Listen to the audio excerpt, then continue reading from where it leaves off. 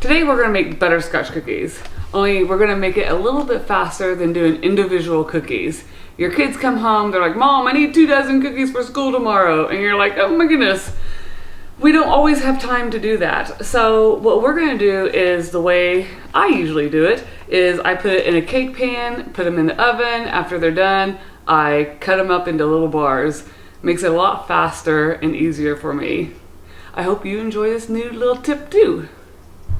All right, so the first thing we're gonna do is we have softened butter. You want your butter just to be soft. You don't want it to be runny and mushy. So I'm gonna tap off my spoon there.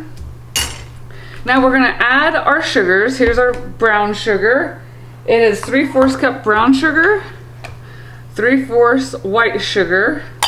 And I have this new, they call them dough beaters. So we're gonna try these out and see how they work.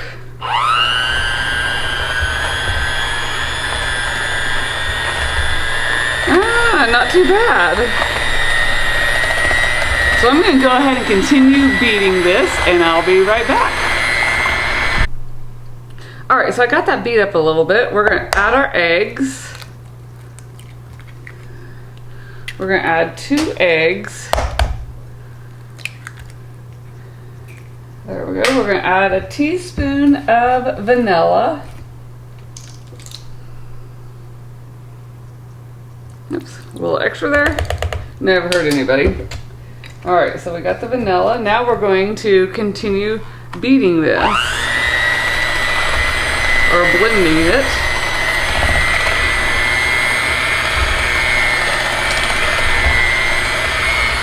What I might do here in just a second is take a spoon and scrape the sides. I can see a lot of it coming up on the sides there.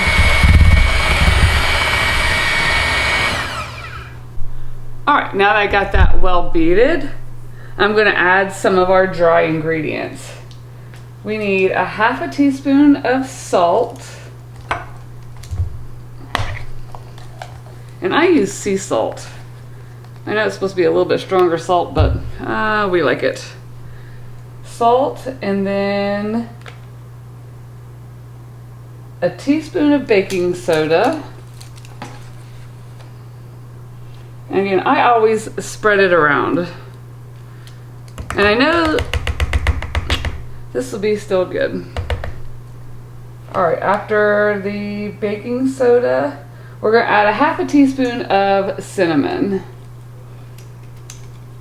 Sometimes these holes are not big enough to scoop, so I always take the lids off. And I will just sprinkle the cinnamon in there. So 1/2 teaspoon of cinnamon. Now I'm gonna mix this together and then we're gonna start adding flour.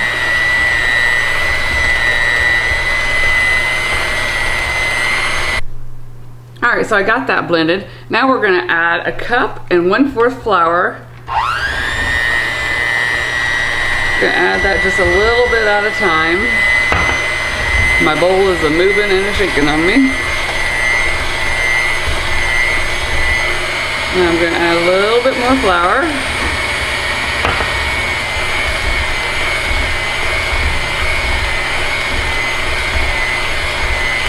There we go.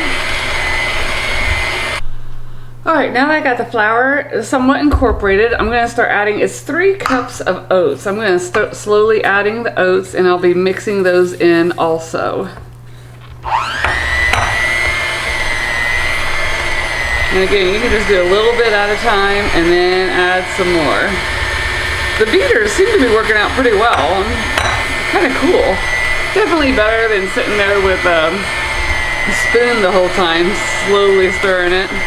Because then every time you add your flour or your oats, it gets a little more difficult and a little bit more difficult. Okay, the last thing we are going to add is the butterscotch chips. Just going to dump those all in there. Get my beater out.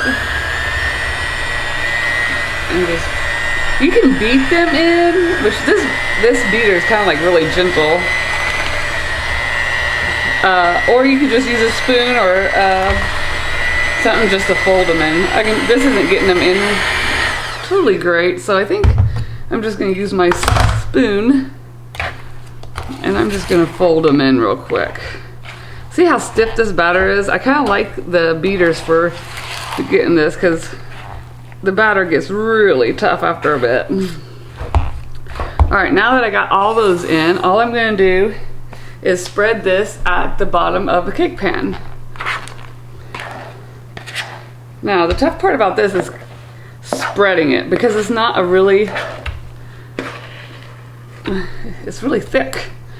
So spreading it is not always easy, but it's easier than having to bake 24 individual cookies. All right, and then I'm just gonna start working it and pressing it to all 4 corners of my pan. All right, so I switched over to a spatula spreader and I got this all nice and even down here. I pre-sprayed my glass pan. Now I'm gonna bake this in the oven for about 30-35 minutes. And these are gonna be pretty thick bars, as you can see. But if you wanted to, if you have a cookie sheet or a brownie pan that's a little bit bigger and about 1 inch high, that would also work also. It'd make them a little bit thinner and you'd also get more bars out of it. So I'm gonna pop these in the oven and I will let you see the finished product. All right, here are my bars. I'm gonna cut those into small little cubes and put them on a plate. So they're gonna be nice and yummy.